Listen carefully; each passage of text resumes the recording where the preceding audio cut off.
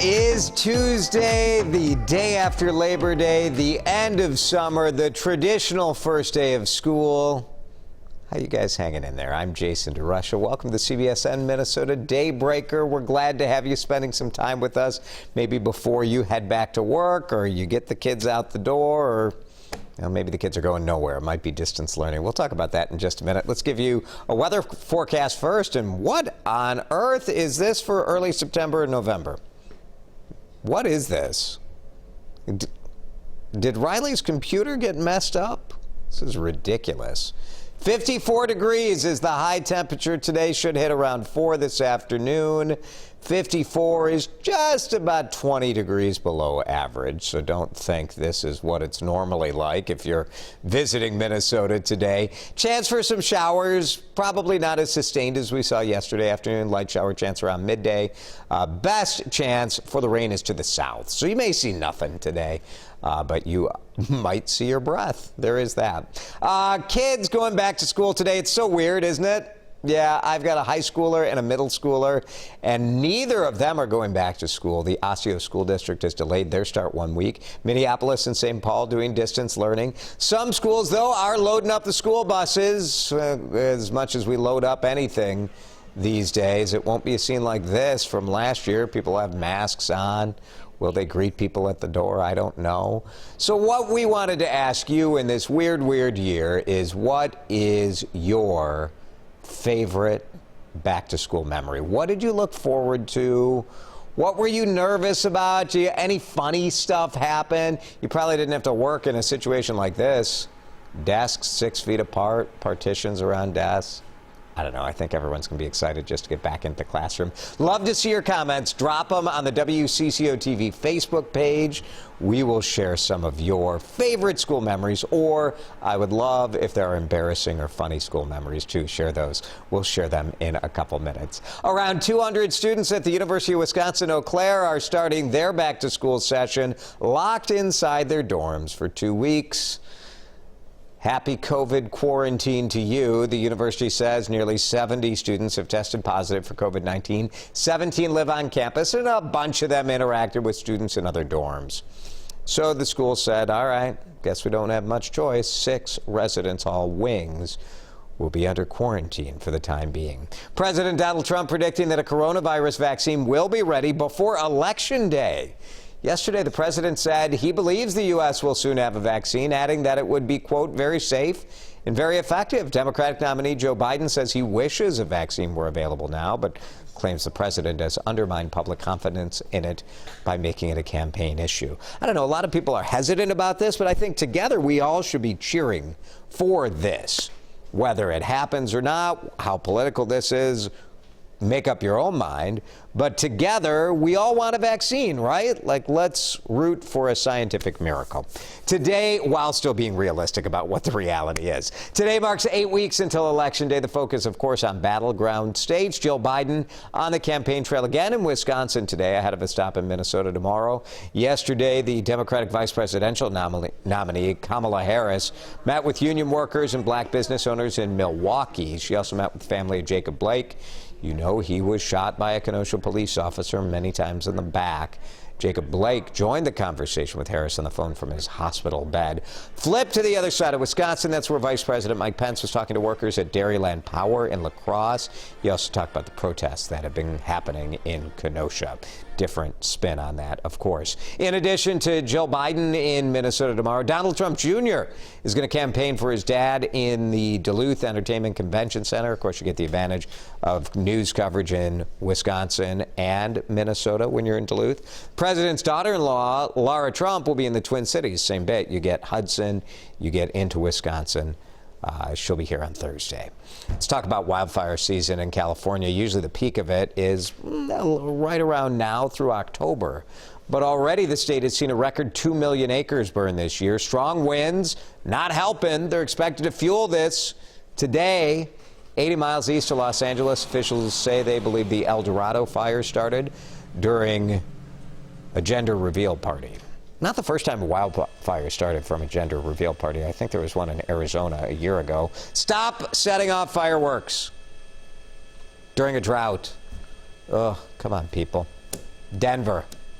Beautiful city, nice helicopter view. 101 degrees in Denver on Saturday. You're like, whew, hot stuff in Denver.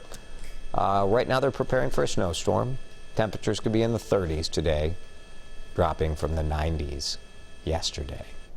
Now, as for me, when I am on red alert for a cougar, I'm usually hanging out at Cove or Redstone in Wayzata or Eden Prairie. But there is a warning for families after a cougar sighting in southeastern Minnesota. Someone living in Dodge County called authorities a little alarmed when they looked out onto their property.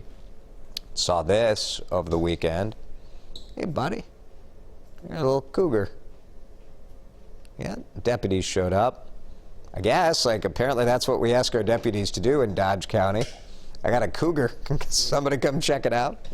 So here's what the DNR says. Don't worry about it. Don't worry about the cougar. The cougar's just chilling, living his best cougar life. But if you like to let your dog out in the backyard, you might want to be cautious about that.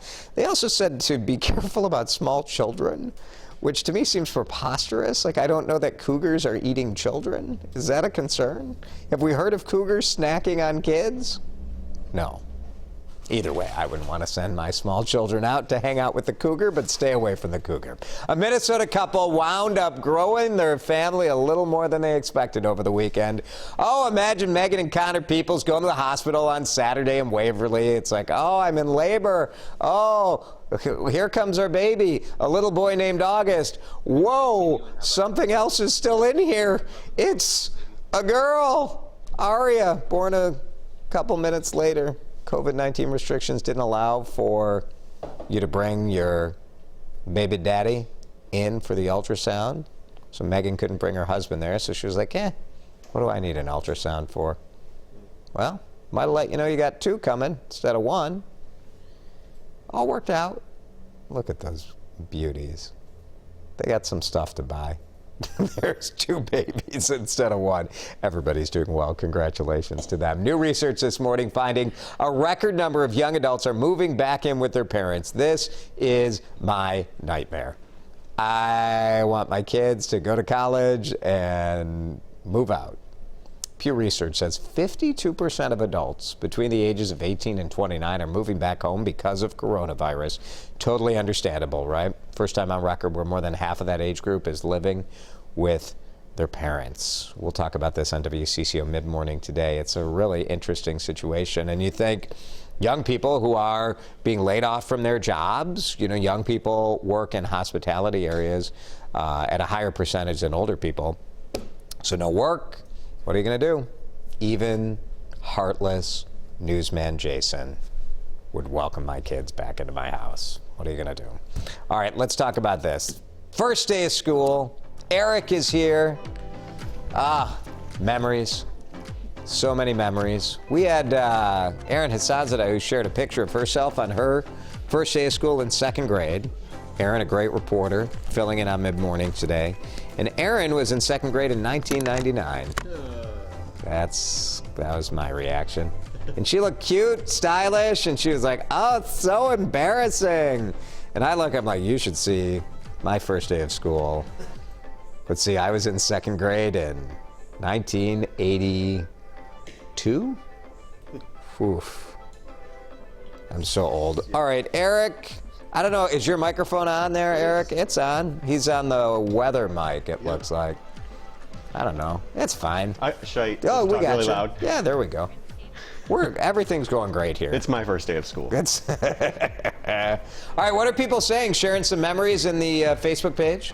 Yep. So Becca says, I was always excited for the new clothes. I would get a cute new sweater, but wouldn't be able to wear it because it was always too hot out when school started. Not true today. Yeah, today you're good if you got a new sweater, for sure. A lot of people loved. Annette and Tamara also said that they love getting new clothes. Yeah, I think that's part of the thing, right? You got to look good for the first day at school. Yeah, I miss getting new clothes kind of on the regular. Just period. Yes, I know.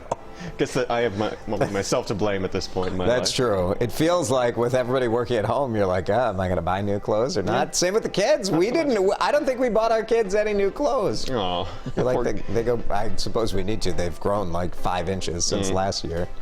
Nancy, speaking of new clothes, Nancy says she always got blisters from wearing brand new shoes on the first day of school. That's right. Yeah. Yeah. I always had, it was like the whitest sneakers possible. And immediate scuff as soon as you went out to the bus stop. I walked to school. I didn't take the bus. Oh, I was definitely a busser. Uphill. Kimberly said, I love getting new school supplies. I used to match the colors of my pens, pencils, and notebook and binders for each subject.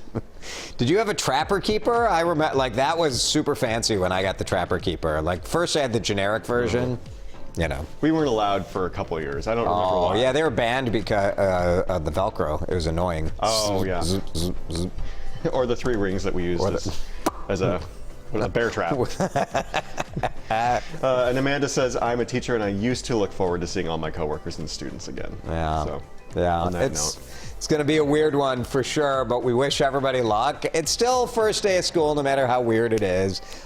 Good luck to the kids and good luck to the parents out there, man. Like, working full time and now you're running, especially if you have an elementary age kid. You've got all my respect. Like, that is tough. I'm glad my kids are a little older. Thanks for watching the CBSN Minnesota Daybreaker. We're here for you every day, live at 7:34 throughout the day on CBSN Minnesota, the Twin Cities' only online live streaming news source. We'll see you tomorrow.